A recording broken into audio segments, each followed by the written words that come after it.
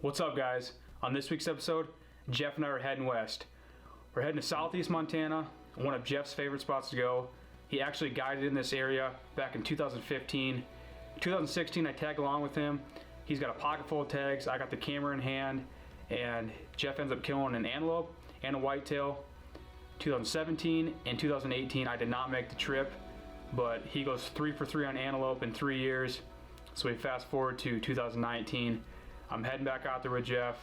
You know, this is one of my favorite spots to go as well.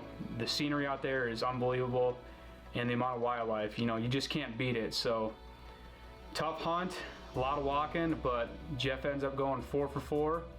It was an awesome trip, so I hope you guys enjoy this episode. What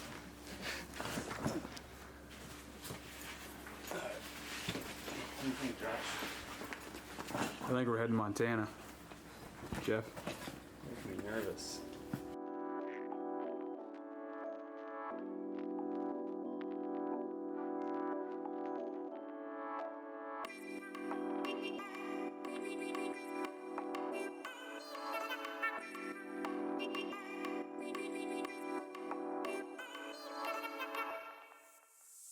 Here we go again, back to Big Sky Country, Montana. This is by far my most anticipated hunting trip of the year. I've been starting my falls chasing antelope in Montana basically since 2015. Just as most years, Josh again will be tagging along and running the camera over the shoulder or across the hayfields, catching some of the epic footage you're about to see. Once again, we start this trip with limited time away from work to get things done. With the anticipation at an all-time high, again the drive flew by, placing us at camp come sunset. Packed and loaded up early the next morning, we hit some of the honey holes, and they proved to be true once again, putting good-looking goats in stalking position. It's day one here, and we're having some good luck so far. We got 2 shooter bucks down here, wrapping around. I was just getting some phone scope footage of them down here, and a doe out of nowhere just slowly pops his head up out of the grass. The doe saw me 150 yards away, but the bucks are 300-400 yards away, working this way. So I'm gonna go set up here. Josh is gonna go back behind me and hopefully see if they wrap around and we can get a shot on one.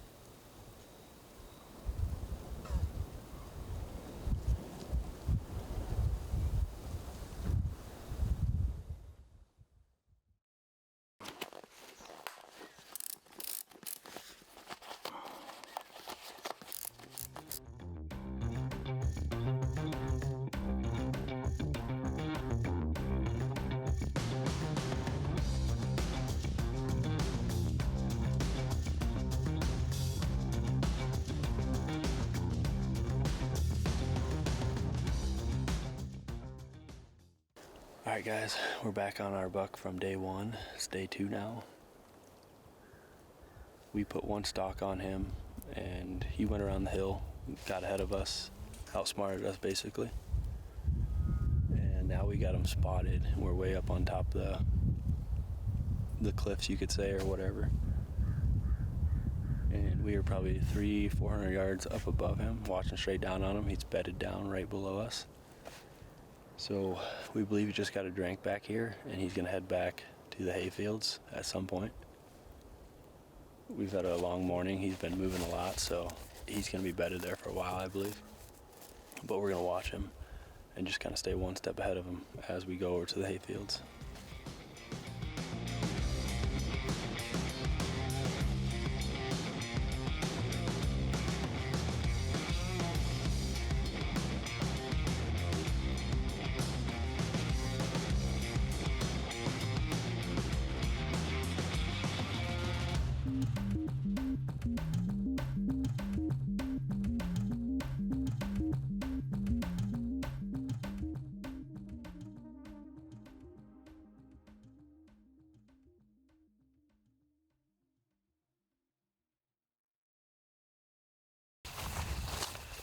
August 17th comes around and I turn the big 2-7. Of course I'm looking for my birthday buck. I mean, who wouldn't be? But with a day that started out in high hopes, quickly had us worried as it turned to a very slow, cloudy day from several goats the day before to getting basically ghosted and not getting eyes on any of our shooter bucks. It almost seemed as if they left the area. Morning of August 18th was completely flip-flopped, as when first light comes, we get eyes on 2 of our shooter bucks we are after, and actually catching eyes on a new buck, a buck that we ended up calling Chief. Spotting him from several hundred yards out in the wide open with about 20 does to himself, I knew this was going to be a very challenging stalk to say the least. But coming out west now for a handful of years, my goals have gone from harvesting a goat to tagging a mature buck, and Chief was my guy. This decision put me in a belly crawl for 3 hours and a total wait time on my stomach for 6 hours. Just as they were making their way into my shooting lane, something spooked them, causing them to run off. With this stalk failing, it was time to get a bit more aggressive and get after some other bucks as we were winding down on the last day of hunting.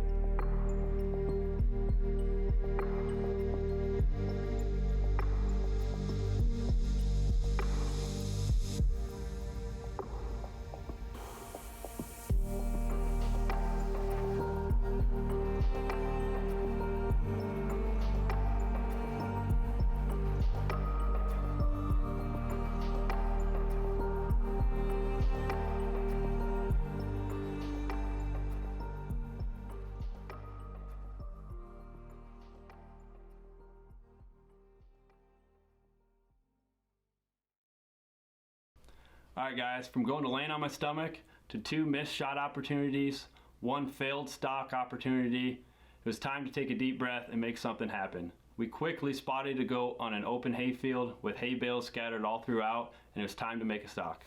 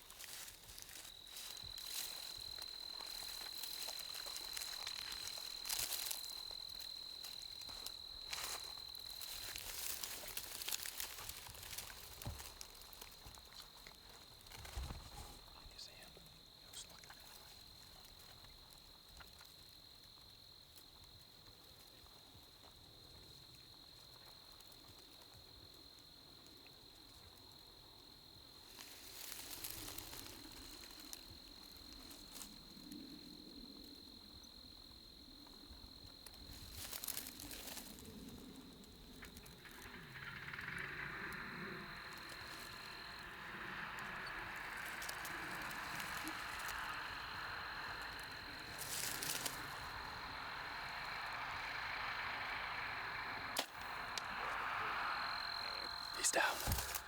Where there, brother? He's down. He's down. Man. That feels good. It's been a long day. Long day chasing goats. It's day 5 of 6.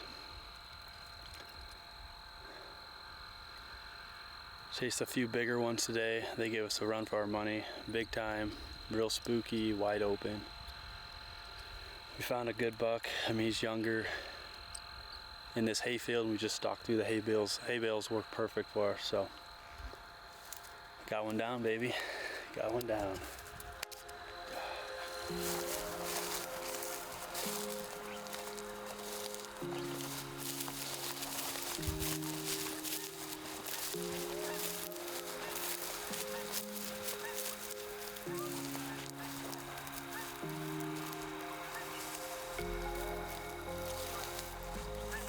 Oh yeah, he's down.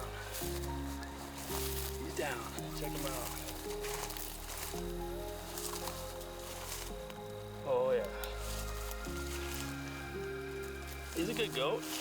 I mean, he's a young one, but he's nice. Pretty animal. All right, guys, we got it done here. Day 5 of 6 in Montana. Man, it's been a blast. We had goats everywhere. I mean, day 1, 2, and 3, they're everywhere. Day 4, they actually kind of ghosted us. Couldn't find them anywhere. The ones we were chasing on our hit list. We got here day 5. We waited 6 hours this morning / early afternoon on a big one just behind this hayfield here. And he's probably with 40 does. It's real tough to get on him.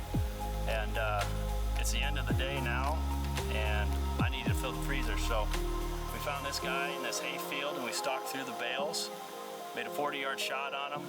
Dropped him right there, so he didn't go too far. But nonetheless, I love hunting these Montana antelope, so. Fun creatures, they're not easy. If you haven't done it, I definitely recommend you trying them.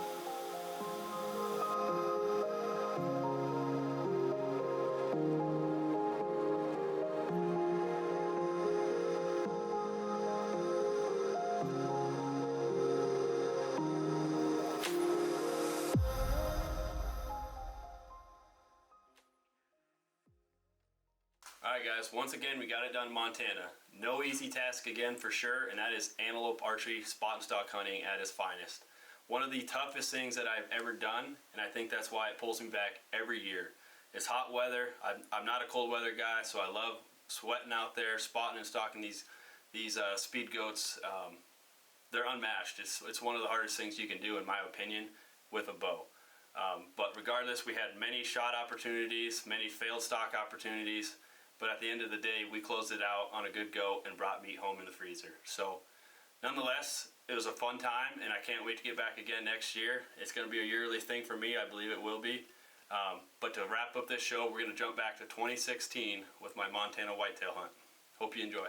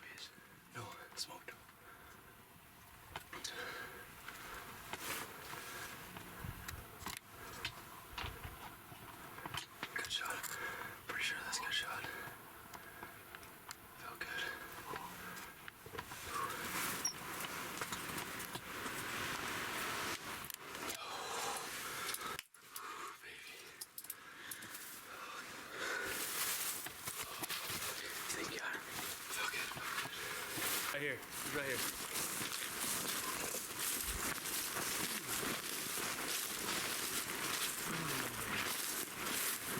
Oh yeah, you little sis.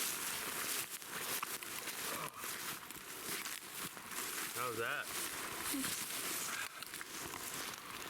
Awesome buck.